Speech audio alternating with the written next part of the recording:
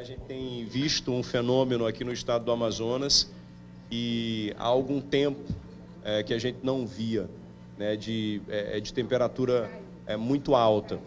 E isso tem feito com que a vida de quem mora no interior se complique muito, principalmente aqueles em que o acesso é feito a barco.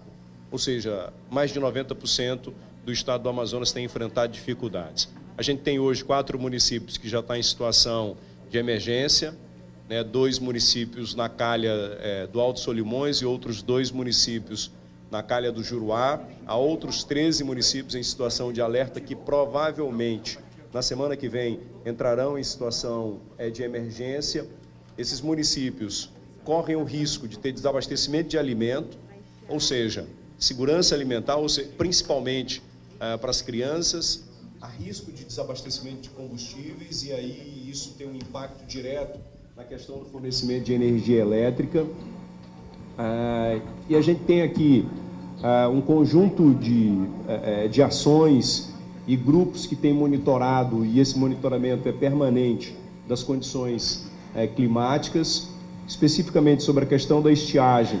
Já houve o comunicado disso para todas as autoridades, seja no âmbito municipal, estadual e também federal, sobre essa nossa preocupação.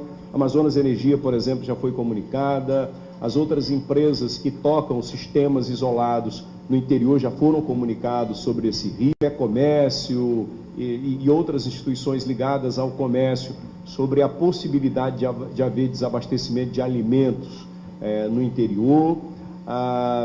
Enfim, a gente já comunicou a todas as autoridades sobre essas preocupações e sobre o que nós estamos acompanhando através da nossa Defesa Civil e também através do nosso pessoal do Corpo de Bombeiros, Secretaria de Meio Ambiente, também do nosso IPAAM.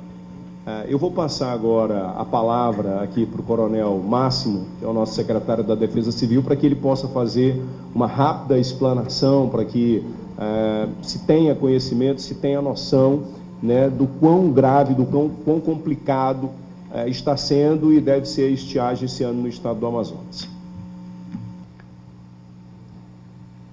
De tal maneira que a gente chega a um entendimento de que nós teremos, e já estamos, inclusive, como o governador anunciou, temos 4 municípios já que decretaram situação de emergência, 2 deles na calha do Juruá, e aí eu menciono Envira e Itamaraty, 2 na calha do Alto Solimões, Benjamin Constant e São Paulo de Olivença, e a estimativa dessa crescente de vazante, ela deve acontecer dessa forma: Juruá e Alto Solimões, como já está estabelecido, Purus, Madeira e Médio Solimões, posteriormente o Baixo Solimões e o Negro, e por último o Amazonas, porque por uma razão natural recebe a água do Rio Negro e do Rio Solimões.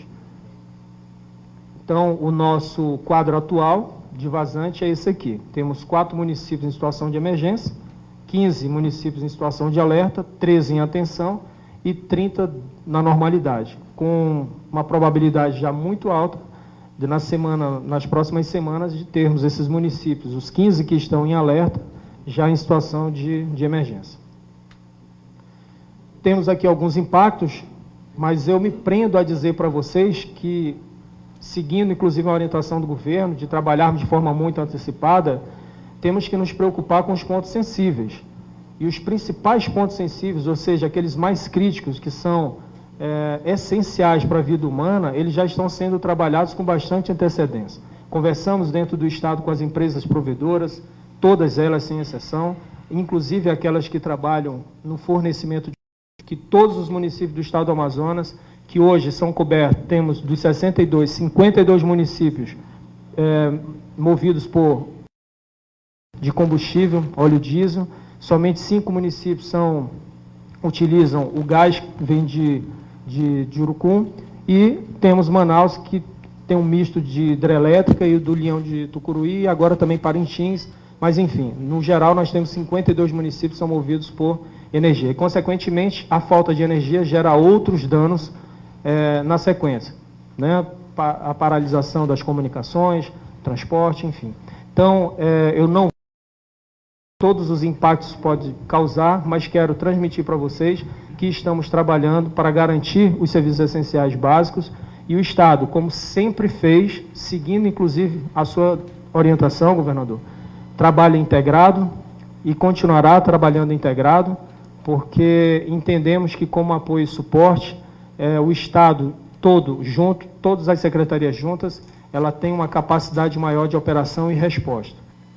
Claro que tudo isso remete, dentro de um plano tático operacional, ações estratégicas. Então, temos várias ações que já foram desencadeadas com a finalidade de garantir, quando necessário for, pelas demandas que irão surgir, estarmos prontos, em condições de apoiar os municípios. Eu digo apoiar porque, mais uma vez, eu reitero que de forma... Muito bem, meus amigos, a todos que acompanham a programação do portal ITV CM7 Brasil, nós estamos aqui na sede do Governo do Estado do Amazonas, onde, nesse exato momento, estão sendo apresentados as situações de diversas cidades do interior do nosso estado, e daqui a alguns instantes o governador Wilson Lima vai assinar o decreto de situação de emergência ambiental em municípios das regiões sul do Amazonas e metropolitana de Manaus, e também apresentar, ou melhor, está apresentando este plano de operação Estiagem 2023.